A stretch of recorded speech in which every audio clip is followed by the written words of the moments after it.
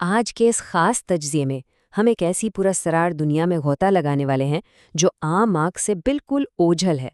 Medical پیراسائٹولوجی کی اس پوشیدہ دنیا میں لیبارٹری ٹیکنیشینز بالکل کسی تفتیشی جاسوس کی طرح کام کرتے ہیں۔ یہ ایک ایسا سنسنی خیز موضوع ہے جو ہمیں ان بن بلائے مہمانوں کے بارے میں بتاتا ہے جو انسانی جسم کے اندر چھپ کر اپنا ٹھکانہ بناتے ہیں۔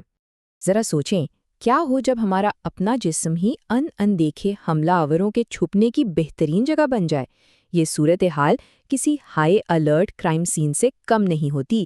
تو چلیے آج ان خفیہ کیس فائلز کو کھولتے ہیں اور حقائق کا جائزہ لیتے ہیں۔ آئیے جلدی سے اپنے آج کے اس تفتیشی روڈ میپ پر نظر ڈالتے ہیں۔ ہم شروعات کریں گے پیراسائٹولوجی کے بنیادی تعارف سے، پھر میزبان اور طفیلیہ کی ڈائنامکس کو سمجھیں گے، اس کے بعد پروٹوزوا کی پروفائلنگ ہوگی، خون میں گھسنے والے حملہ آوروں کا سراغ لگایا جائے گا، اور آخر میں دیکھیں گے وہ کمال کی تکنیکیں جو انہیں لیب میں پکڑنے کے لیے استعمال ہوتی ہیں۔ تو سیدھے کام کی بات پر آتے ہیں۔ چلیں پہلے حصے سے باقاعدہ آغاز کرتے ہیں۔ پیراسائٹولوجی کا تعارف۔ یہ وہ بنیادی تصورات ہیں جن پر ہماری پوری تفتیش کی عمارت کھڑی ہے۔ سب سے پہلے یہ پیراسائٹ یا طفیلیہ آخر ہے کیا؟ سیدھے لفظوں میں یہ وہ بن بلائے اور ڈھیٹ قسم کے مہمان ہیں جو اپنے ہوسٹ یعنی میزبان کے وسائل پر مکمل قبضہ جما لیتے ہیں۔ ان کی اپنی کوئی آزادانہ بقا نہیں ہوتی، یہ مکمل طور پر ہوسٹ کے محتاج ہوتے ہیں اور بدلے میں اکثر سوائے سنگین بیماریوں کے کچھ نہیں دیتے۔ اب دوسرے حصے کی طرف بڑھتے ہیں۔ یہ سمجھنا بہت ضروری ہے کہ میزبان اور طفیلیے کا یہ پیچیدہ رشتہ کام کیسے کرتا ہے اور یہ حملہ آور کن پناہ گاہوں کا انتخاب کرتے ہیں۔ ہمارے پاس سب سے پہلے ہے ڈیفینیٹو ہوسٹ یعنی حتمی میزبان۔ یہ وہ جگہ یا جاندار ہے جہاں پیراسائٹ اپنی پوری طاقت میں آ جاتا ہے۔ یہاں وہ بالغ ہو کر جنسی افزائش کرتا ہے۔ یہ ان کے خطرناک سفر کی حتمی اور سب سے اہم منزل ہوتی ہے۔ اور اس کے برعکس انٹرمیڈیٹ ہوسٹ یا درمیانی میزبان وہ پڑاؤ ہے جہاں پیراسائٹ کے لاروا یا غیر جنسی مراحل پرورش پاتے ہیں۔ دلچسپ اور حیران کن بات یہ ہے کہ کچھ انتہائی پیچیدہ پیراسائٹس کو اپنی منزل تک پہنچنے کے لیے دو درمیانی میزبانوں کا استعمال بھی کرنا پڑتا ہے، بالکل ایک کنیکٹنگ فلائٹ کی طرح۔ اب یہاں ایک انتہائی اہم نقطہ سامنے آتا ہے اور وہ ہے ریزروائر ہوسٹ۔ یہ وہ جانور ہیں جو بیماری کو باقاعدہ سٹور کر لیتے ہیں اور دوسروں تک پھیلانے کا مستقل ذریعہ بنتے ہیں۔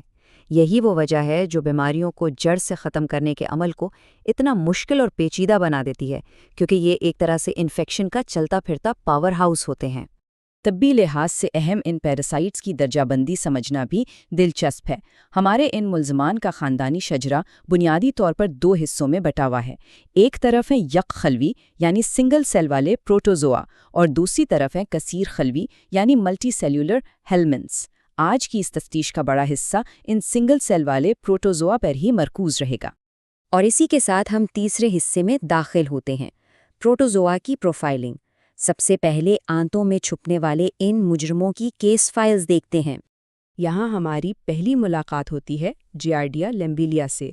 یہ آنتوں کا ایک ایسا فلیجلیٹ ہے جو انسانی نظام ہاضمہ پر زبردست حملہ کرتا ہے۔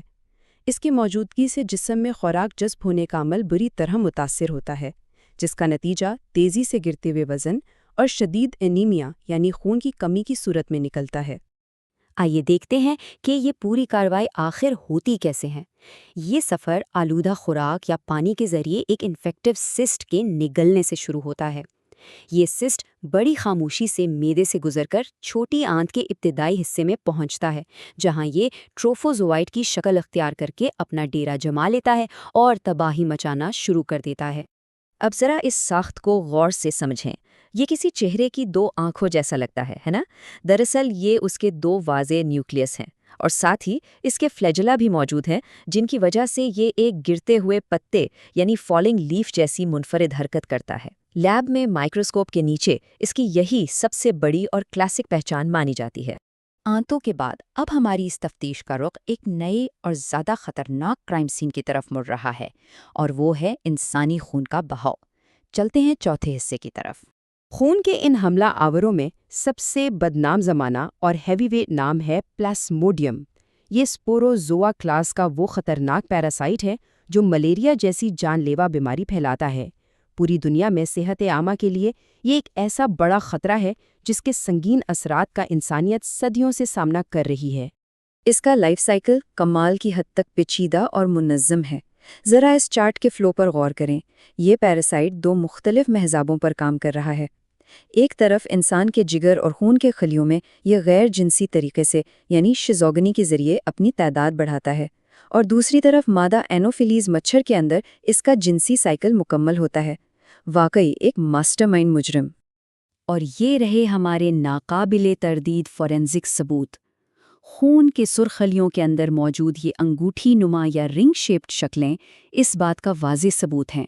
یہ پلازموڈیم فیلسیپیورم ہے، جو خون میں پیراسائٹس کی سطح کو اس قدر بلند کر دیتا ہے جسے پیراسٹیمیا کہتے ہیں۔